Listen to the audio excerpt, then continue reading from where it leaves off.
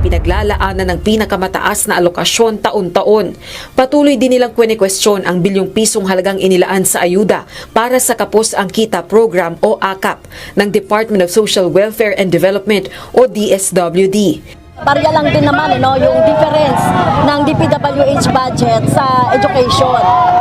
Parang token nga, sabi ni Congressman Arlene, kaya talagang talagang ginawa na lang nila ng paraan yan. At itong AKAP na ito,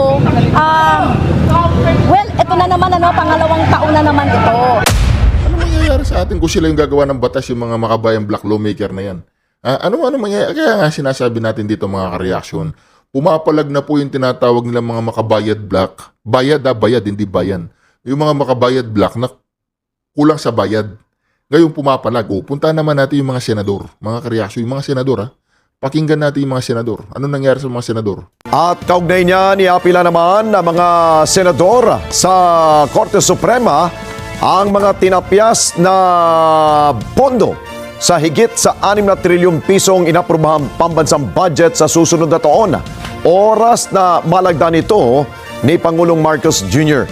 Tiniyak naman ng mga mambabatas ang isa rito na zero budget para sa PhilHealth na anilay labag umano sa saligang batas. Si Mean Corvera, may live report.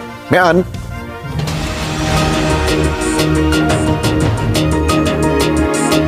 Alex, ikinukonsidera nga ng ilang senador na dumulog sa Korte Suprema para kwestiyonin ang ilang probisyon ng pambansang budget. Karamihan sa mga nagrereklamong senador nabulaga daw sa detalye ng budget dahil ibinigay ang mga impormasyon hinggil sa pinagtibay na pambansang budget noong pirmahan na mismo sa Bicameral Conference Committee. The President should exercise his veto powers on these line item budgets of our different departments. So sana mai-restore po uli yun kasi yung natanggal ay 10 billion on computerization. Diyan pa naman tayo mahina. Ang hina ng ating mga kabataan dahil wala silang access to computer systems, hindi nga sila marunong gumamit ng iba, gumamit ng computers. Isa rin sa inirereklamo ng senador ang tinanggal na pondo para sa Doppler radar at iba pang equipment ng DOST para sana mamonitor ang mga bagyo at kalamidad pero tinanggal sa BICAM. Reaction TV page nagbabalik po. Reaction. Napakaganda po ng pag-uusapan natin ngayon. 19 hours to go bago po mag Happy New Year. Happy New Year sa inyong lahat.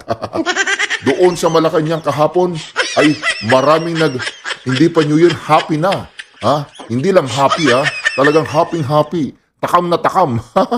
Yung paparating na 2025 sa kanila ay siksik, liglig, umaapaw ang kanilang corruption, ganoon. Napakaganda po nang nangyari kahapon mga ka-reaction. Nagkapirmahan pero wala pong realignment. Pinagmamayabang po nila yung 100 billion daw na binito. 100 billion lang. Naku po. 100 billion lang ang binito mo, Bobong Marcos. Naku po, yan ang tinatawag nating pambubudol, yung daw bigas.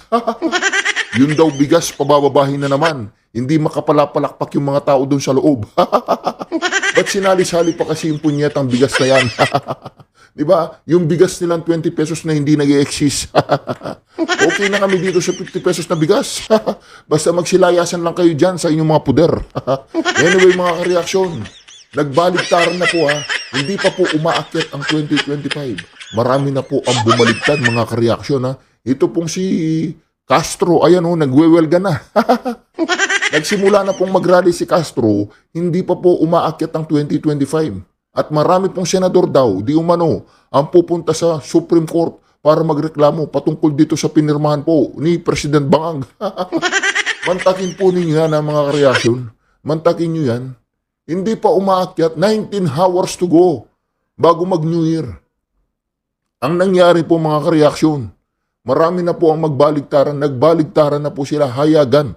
Uumpisan po natin sa mga senador, uumpisan natin sa mga NPA. Mamili lang kayo mga ka-reaksyon. Umpisahan natin sa mga senador o umpisahan natin sa mga komunista. Di ba? Para yata itong mga komunista na to, hindi sila nabusog. Mga ka-reaksyon, hindi yata nabusog. Hindi yata nabundat ang kanilang mga tiyan. Kaya nagrereklamo na ngayon si Castro. Pakinggan po natin si Castro, ha? Kino-commemorate natin ang araw na ito para sa pagkamatay ni Rizal. Pero sinasabi natin dito yung patay na pag-asa ng ating mga mamamayan dito sa budget ng 2025. Sa halip na palakihin or lakihan ang budget para sa mga social services, kagaya ng edukasyon, ng kalusugan, sa pabahay, etc., ay minabuti ng budget na ito ng Marcos administrasyon na palakihin ang budget nila para sa mga pork, no, para sa mga patronage politics. Sabi niya, Marcos administrasyon. Natapos na ba yung Quadcom para pabagsakin si BP Sara? Di ba? Nag-file na kayo ng impeachment. Walang nangyari sa impeachment. Walang nangyari sa impeachment kay BP Sara. Hoy, Castro, makinig ka. Walang nangyari sa impeachment. Kasi mag-New Year na. Walang nangyari sa impeachment, ha? Ano yun? Palabas lang yun, ganoon. Asan yung adik na pari na kasama mo na nagbagong buhay? Wala rin. Ngayon, wala nangyari sa impeachment. Ngayon, Marcos, administrasyong Marcos, o pakinggan po ninyo, iba na yung tono ni Castro. Itong tono ni Castro, tono ng komunista to o pakinggan natin. Tugan, sa pabahay, etc., ay minabuti ng budget na ito ng Marcos administrasyon na palakihin ang budget nila para sa mga pork. Nabudol. Palakihan ang budget. Oy, Castro, hindi mo ba alam na pumasa yan sa Kongreso? Di ba nandiyan ka sa Kongreso? Hindi mo alam? Bakit? Marcos administrasyon ka na ngayon. Walang ganyan, Castro. Hindi pa nag-New Year, bumabaligtad ka na, Castro. Hindi uubra yan sa mga Duterte, Castro. Sasama kayo sa January 13. Doon. Wala, hindi kayo kailangan doon. Hindi kayo kailangan doon, Castro. Dahil hindi tinatanggap ang mga katulad nyo doon sa rally na yun. Mag-rally kayong mag-isa nyo dyan. Dyan. Kung saan kayo mag-rally dyan, pwede. Sa tabi-tabi, tabing ilog, tabing dagat, pwede kayo mag-rally dyan. Oy, Marcos administration, resign. Wala namang naniniwala sa inyo. Di ba? Pagmamahal sa bayan o pagpapabagsak sa bayan. O, pakinggan natin. No, para sa mga patronage politics, kagaya ng mga ayuda. Hindi natin tinutulan ng ayuda at kailangan lang balansihin. No, yung pangangailangan ng ating mga mamamayan. Hindi raw tinututulan ng ayuda. Hindi tinututulan ng ayuda. Siyempre, baka nabibigyan. Baka tumatanggap pang ayuda dun sa bundok. Alright, pakinggan natin, ha. Doon sa mga social services. At ito, katulad nito, yung akap na to, hindi na naman to ipinakita sa amin during the budget hearing. Lumabas na naman ito after nang magkaroon ng GAB2.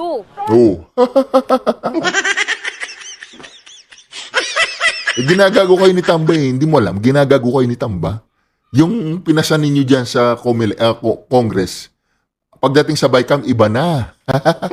Lahat ng pinagngangawa nyo dyan, nagpagod kayo dyan, nagpuyat kayo dyan, wala namang kwenta yung ginawa nyo dyan. Pagdating ko sa BICAM, ibang usapan na yun, dalawa na lang nag-uusap doon.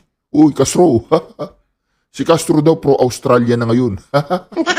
Wala, napatay na yung amo niya sa Netherlands So, pro-Australia, tingnan mo, so-so niya Australia. Castro, ano? Di ba? Hindi nyo na pabagsak si BP Sara. Pabagsakin nyo si Bobong Marcos. Marcos administration daw, kasama kayo sa mga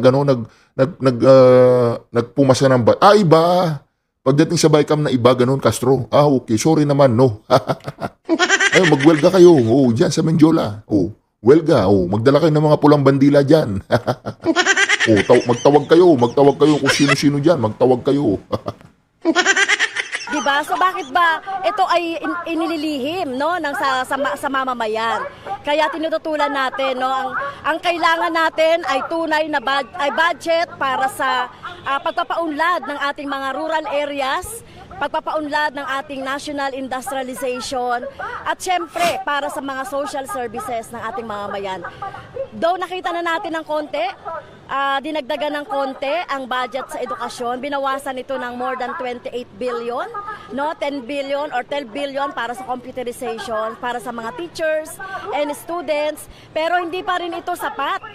Mahalaga na ma-realize ng Marcos administration na dapat 6% ng GDP ang inilalaan para sa budget sa edukasyon. Pero ito pa rin ay naglalaro from 3.5% to 4%. So kapos pa rin ang budget sa edukasyon. Ang ganda po ng pananalita ni Castro, no? Diba?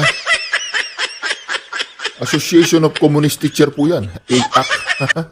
Di po ba mga ka-reaction? Oh, ang ganda po ng pananalita niya. Edukasyon, realignment, tanggalin ang confidential fund na kumikitil sa buhay ng mga rebelde. Di po ba mga ka-reaction? Pero sa panahon ni Bobong Marcos, kailangan talaga tanggalin ang confidential fund. Kasi nga confidential fund, bigyan na lang ng intelligence fund ng mga AFP, ha? Tsaka PNP. Confidential fund, tanggalin na yan. Pero dito mga ka-reaction, maagang pagbaligtad dyan, Castro, ha? Maagang pagbaligtad dyan. Wala namang ganyanan. Kaalyado nyo pa lang sa Quadcom yung mga administrasyon. Ngayon, tinitira nyo na si Marcos administration na ngayon. Parehatan wala nangyari dun sa impeachment. Ano, Castro? Tuloy po natin. Sa kalarangan naman ng kalusugan, no? Zero budget sa PhilHealth. Hindi naman natin bagamat hindi natin gusto itong PhilHealth na to dahil negosyo at insurance ang ginagawa sa serbisyong pangkalusugan, pero dapat ay inilaan ito doon sa mga ospital, no? Yung budget na inilagay sa PhilHealth dapat ay ilagay doon sa iba't ibang ospital. Hindi nila gusto ang PhilHealth, mga ka-reaction. Kasi pag rebelde ka, wala kang papelitos. Pag kumuha ka ng PhilHealth, yung tulong, no? Yung benefits sa PhilHealth, hindi pwedeng kumuha ng benefits yung rebelde dyan. Di po ba mga ka-reaction, mahuhuli sila. Si Commander Kukuk na natambangan sila doon. Dali nyo sa ospital, kuha nyo siya ng PhilHealth, huli yan. Kaya ayaw nila yung PhilHealth, di ba? Gusto nila yung paggawa sila ng ospital sa bundok. Yun. Libre-libre yun, ganun. Ng ating gobyerno para mas makatulong dun sa ating mga mamamayan. Kaya itong budget, no, dun sa DPWH, yung port na yan, no, saan ba gagamitin yan? Kaya talagang tinututulan natin, kinukundina natin, at tignan natin mga mamamayan, magbantay po tayo paano i-implementa itong. Hindi, magbantay kayo mag-isa nyo, hindi kayo kasama. Mga ka-reaction, itong mga ganitong galawan ng mga tao na to, maraming mga kabataan ang nawawala sa mga kolehiyo, lalo na sa Maynila, sa UP, UST, yung mga kabataang naliligaw ng landas na mismo mga magulang nila hindi na nila pinapakinggan kapag nadoktrinaan na ng mga komunistang yan. Kaya iyan, magandang pakinggan ang kanyang sinasabi.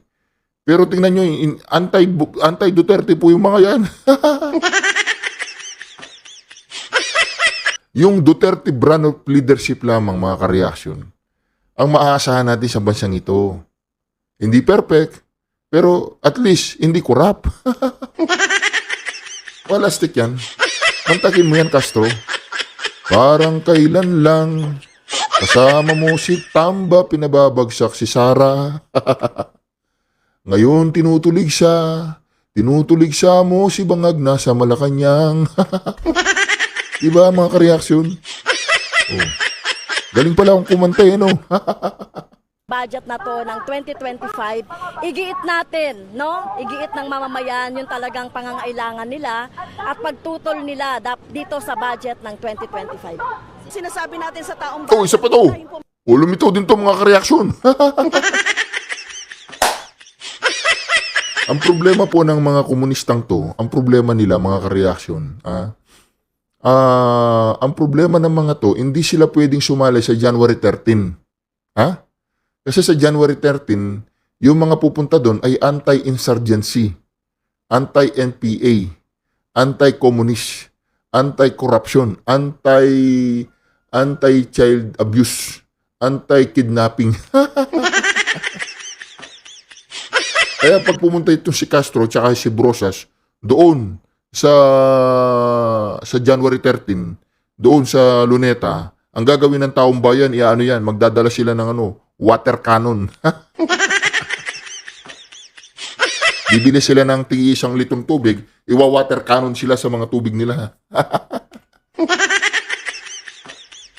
Mayag na ganyan yung klase ng budget na meron tayo ngayon. Kaya masusunod-sunod po yung mga aksyon natin para ipaliwanag, magkaroon ng impormasyon ng ating mga mamamayan sa nilalaman ng actual budget. Kasi minsan, parang ang paliwanag ay napakasimple lang na akala mo, yun na yun. Pero pareho lang din naman yan ng mga nakaraang taon na punong-puno talaga ng Yung mga kabataan dyan, mga maiinit ang dugo pagdating sa pagmamahal sa bayan.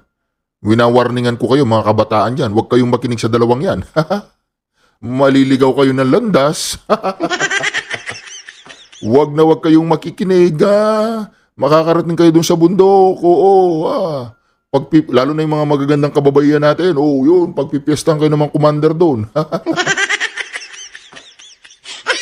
pork barrel. Kaya kailangan pong maintindihan ng mga tao na kailangan umaksyon sila sa mga paraan na kakailanganin gawin nila para malaman ng tao na ipinoprotesta natin ito. So, di pa natin alam kung magkakaroon ng mga pagsasampa ng mga kaso sa Supreme Court at kung saan pa tayo umabot. Pero at least ngayon na ipahayag natin. Ang importante kasi malaya nating maipahayag kung ano ang pagtingin at pag-unawa natin sa 2025 national budget na pinirmahan ng Marcos administration. Pinirmahan ng Marcos administration. Di ba? Ngayon, baligtad na yung dalawang yan. Anti-administration na sila ngayon.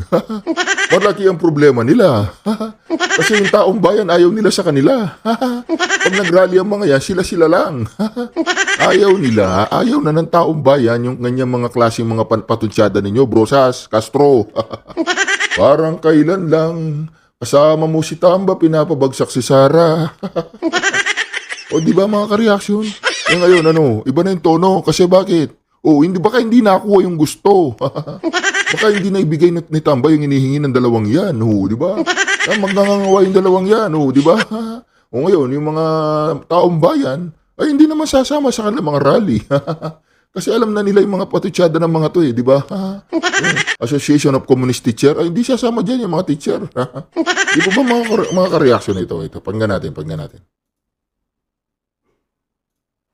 Serbisyo sa tao! Huwag gawing negosyo!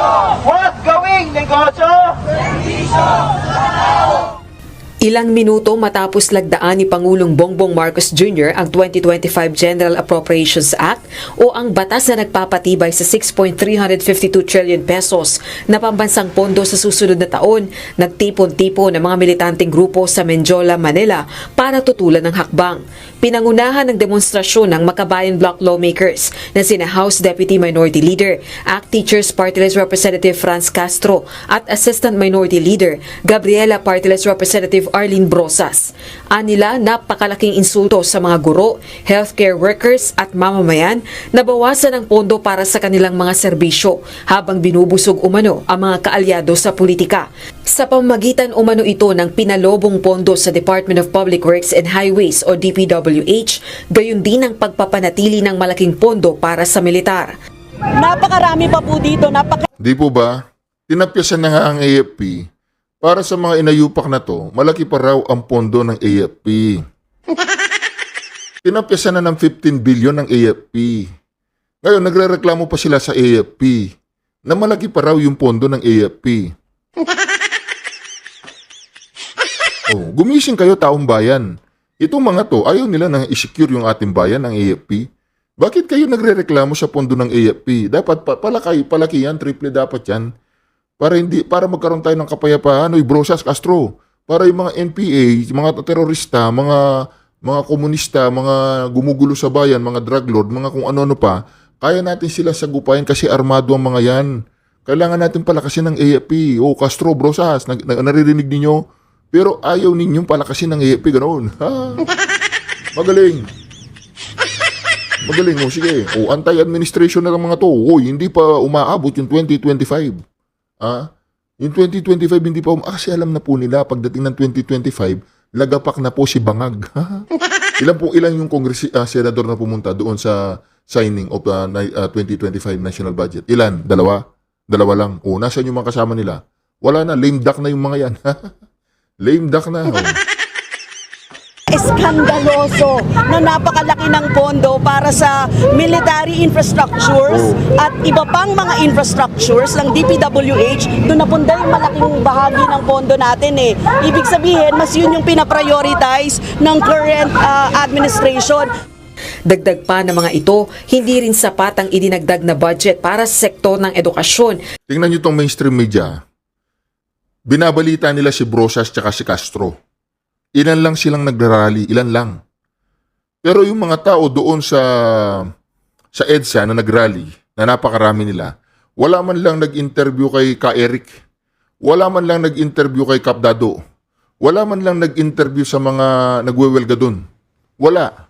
Hindi pinalabas sa mainstream media. Itong inayupak na mga to, dalawa lang sila nagwewelga. Ha? Kasi hawak nila yung mainstream media. Ini-interview sila. Di po ba mga ka-reaction? Oh. Na dapat ay pinaglalaanan ng pinakamataas na alokasyon taon-taon. Patuloy din nilang kwestiyon ang bilyong pisong halagang inilaan sa ayuda para sa Kapos ang Kita Program o AKAP ng Department of Social Welfare and Development o DSWD. Barya lang din naman yung difference ng DPWH budget sa education. Parang token nga, sabi ni Congressman Arlene, kaya talagang talagang ginawa na lang nila ng paraan yan. At itong AKAP na ito, ito na naman pangalawang taon na naman ito. Kanino ba talaga mapupunta itong AKAP na ito? Giit din nila, hindi sapat ang 10 araw na pagrepaso sa budget at dapat ibinalik ito sa Kongreso para madagdagan ng budget para sa serbisyo publiko. Tokenism ang tawag namin doon. Tokenism kasi yun eh. Lipat natin ito dito, lipat natin ito, dagdagan kunwari natin ito para hindi umangal yung mga tao.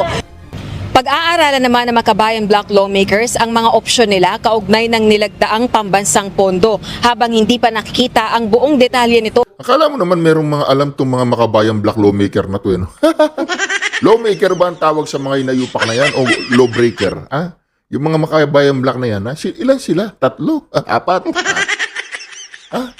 Ano mangyayari sa atin kung sila yung gagawa ng batas yung mga makabayang black lawmaker na yan? Ano mangyayari? Kaya nga sinasabi natin dito mga ka-reaction, pumapalag na po yung tinatawag nilang mga makabayad black. Bayad hindi bayan. Yung mga makabayad black na kulang sa bayad. Ngayon pumapalag. Punta naman natin yung mga senador. Mga ka-reaction, yung mga senador Pakinggan natin yung mga senador. Ano nangyari sa mga senador? At kaugnay niya, niapila naman ng mga senador sa Korte Suprema ang mga tinapyas na pondo sa higit sa 6 na trilyong pisong inaprobahang pambansang budget sa susunod na taon. Oras na malagdan ito ni Pangulong Marcos Jr. Tiniyak naman ng mga mambabatas ang isa rito na zero budget para sa PhilHealth na anilay labag umano sa saligang batas. Si Mean Corvera, may live report. Mean.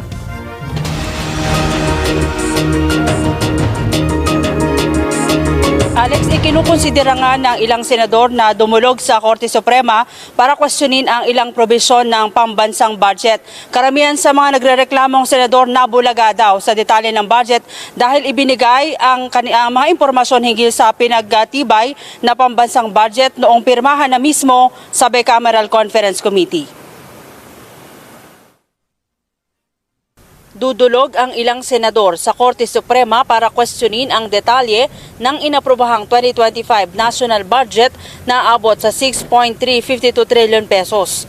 Yan ay kapag pinirmahan ni Pangulong Bongbong Marcos ang budget na isusumite sa kanya ng Kongreso at hindi ibinito ang ilang questionableng probisyon. Ayon kay Senador Pia Cayetano, paglabag sa batas ang zero budget para sa Philippine Health Insurance Corporation. Sa ilalim anya ng sin tax law, dapat 80% ng revenue mula sa mga tobacco products at mga sugar, sweetened beverages ay dapat ilaan sa PhilHealth para tulungan ang may hirap na... Nakita po ninyo yun, talagang labag sa batas. Yung perang dapat mapupunta sa PhilHealth na galing sa sin tax, na 80% dapat dun. Yung tax sa tobacco, sugary food, sa mga sugal, sin tax nga eh. Lahat ng mga kasalanan. Lahat ng mga ginagawang kasalanan ng mga Pilipino. Kasalanan sa kalusugan, kasalanan, basta't kasalanan. Hindi ko alam kung kasama dyan yung mga mga nangangaliwang asawa, yung tax nila pag nag-hotel, yung ganun. Hindi ko alam kung kasama yun. Pero ang tinatawag dito mga ka-reaction, makinig kayo. Ang tinatawag dito, unconstitutional, ibig sabihin labag sa batas. Ang hindi paglagay ng pondo sa PhilHealth, labag po sa batas yan. Kaya ngayon, umaalma na rin yung mga senador. Kaya nga walang pumuntang senador dun eh. Kasi pag pumunta sila dun, labag sa batas yung pagpirma dun, yung PhilHealth, takot, baka makasuhan. Pasyenteng walang pampagamot. Kinukasyon naman ni Senador Juan Miguel Zubiri ang pagtapyas ng 12 bilyong pisong pondo para sa Department of Education, samantalang sa Article 5 ng 1987 Constitution, ang sektor ng edukasyon ang dapat prioridad at makakatanggap ng pinakamalaking pondo. Sa inaprobahang budget, aabot sa 1.1 trilyon ang alokasyon para sa DPWH. Mas mataas yan kumpara sa DepEd na may 737 billion. Almost 42 billion on the education sector. So sana po ma-remedy pa po ni Presidente yun. May veto powers po siya. Sabi nga po ni Senator Ping Lacson ay the President should exercise his veto powers on these line item budgets, no, of our different departments. So sana mai-restore po uli yun. Kasi yung natanggal ay 10 billion on computerization. Dyan pa naman tayo mahina. Ang hina ng ating mga kabataan dahil wala silang access to computer systems, hindi nga sila marunong gumamit ng iba, gumamit ng computers.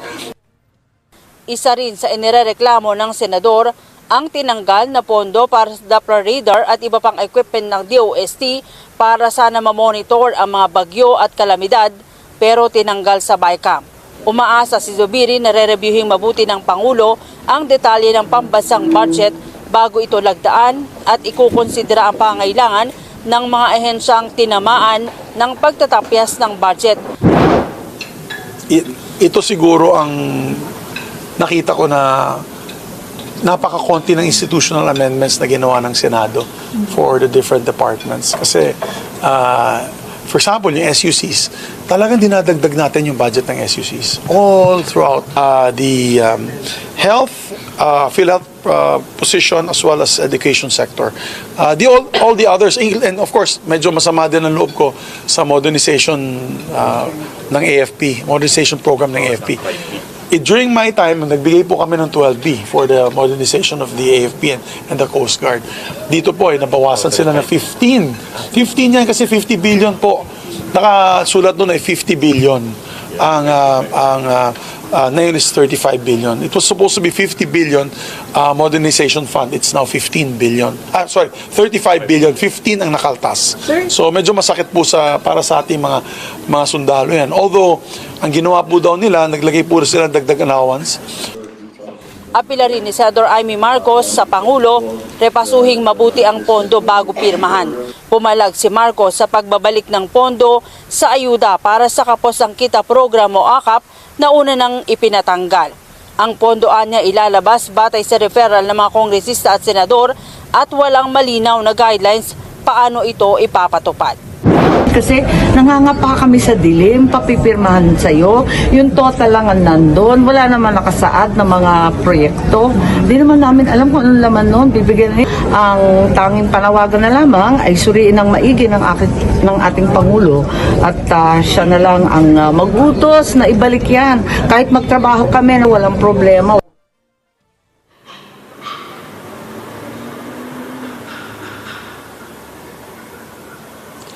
Alex, sa Miyerkules ngayong linggo ay ang huling araw ng sesyon ng dalawang kapulungan ng Kongreso. Pero mungkahi ni Senator Amy Marcos kung rerepasuhin ng Pangulo at magdedesisyon na ibalik sa BICAM ang budget, handa raw magtrabaho ang mga senador para baguhin ang ilang detalye, partikular na yung mga probisyon na kinukasyon ng mga mamabatas. Alex. Oo, dahil batid natin na may ilang mga senador na hindi pumirma dun sa sa Bicameral Conference Committee.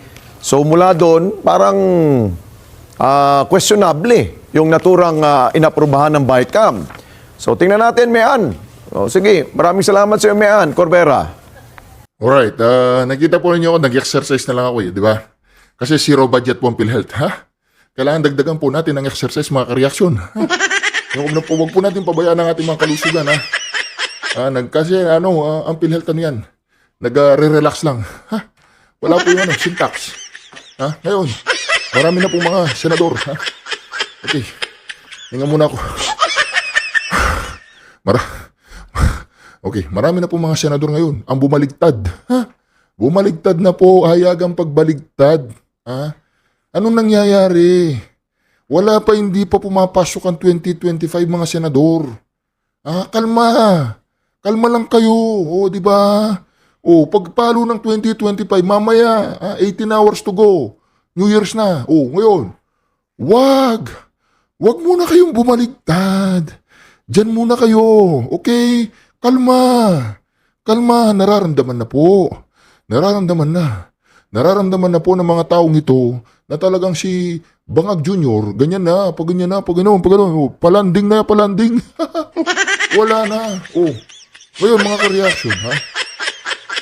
Dahil nga po, sa nangyayaring rigudon ngayon, sa bansang Pilipinas, sa pambabalahura, pambabastos, pambababoy, pagwawalang hiya ng mga leader nating ito, na talagang ang kanilang intensyon lamang ay mamigay ng ayuda para baka sakaling maging presidente ako, di ba? Tamba, o baka sakaling maging pangulo ako, di ba? Tamba. Wala nga boboto sa'yo. Pati nga yung mga binayaran mo mga vloggers, yung mga bayad na vloggers dyan, o yung kalbong bakla na agisan mo ng 1,000 mangangawa ng tarantadong yan, o anong gagawin natin dyan? Hindi ka nga iboboto ng mga vloggers na yan. Ayun. Nabubuhay kayo sa isang mundong puno ng himaynasyon. Nabubuhay ka, Tamba, sa isang mundong mahal ka ng taong bayan, ha? Nabubuhay ka sa isang mundo na balang araw magiging leader ka ng Pilipinas. Sa Leyte nga lang, talo ka ngayon. Ngayong eleksyon na to, talo ka dun. Ha? Di po ba mga ka-reaction? Kaya naman dito, makikita po natin ang pagbaligtad ng bawat kongresista, bawat senador, bawat politiko sa palibot ng Pilipinas. Nakaharap po sila ngayon sa Davao. Nakaganon sila sa Davao. Masa si Sara? Si Sara ang gusto ko makausap, sabi ng mga leaders. Di ba? Nakaganon sila. Tapos yung mga international leaders, international community, marami na pong pumapasyal sa Office of the Vice President. Tapos yung Philippine Chamber of Commerce, hindi ko alam kung basta mga business yun eh. Ang in-invite na maging speaker si Sara, hindi si Ngagba. Kaya dito mga ka-reaction, hindi kaya napapaisip si Tamba, si Ngagba, si Palaka, si Mangga. Si Mangga medyo pag-anong-ganon si Mangga eh. Pero akala ni Mangga mabubudol niya tayo. Si Mangga yung lakso, oo. Akala niya mabubudol niya tayo. Ganun. Pero hindi nang Mangga. Diyan ka na. Mahalin mo yung yung ading mo. 'Di ba? Super tae ka, super tae. Super ate ka, 'di ba? O yun, doon ka. Kasama daw si super tae na magrereklamo sa Supreme Court. Anyway, mga ka-reaction, sana nagustuhan po ninyo ang ating reaction video ngayon. Huwag po ninyong kalimutan mag-subscribe. Pag nag-subscribe po kayo, maaabot ko yung rurok ng tagumpay. Ano po ibig sabihin ng rurok ng tagumpay? Ayan po mga ka-reaction. Ayan, makakapunta po ako ng Davao at iaatid ko po yan sa ating Pangulong Duterte ng personal. Iaabot ko po sa dalawang kamay niya. Nakatayo siya sa kanyang dalawang paa. O diba? O ngayon, mag-subscribe ka na ka-reaction. Huwag kang pa-react lang dyan. Ko-contempt kita. Di po ba mga ka-reaction? Hindi. Hindi ako nang-ko-contempt. Isusumbong kita sa Pangulong Duterte pag hindi ka nag-subscribe. Anyway mga ka-reaction, maraming salamat at syukran. Duterte. O, di ba? Ganun yun. Huwag yung kung ano-ano sinisigaw ninyo eh. Huwag yung resign, Marcos, resign. Huwag mong pag-resignin si Marcos. Uugutin natin yan. Uugutin natin doon.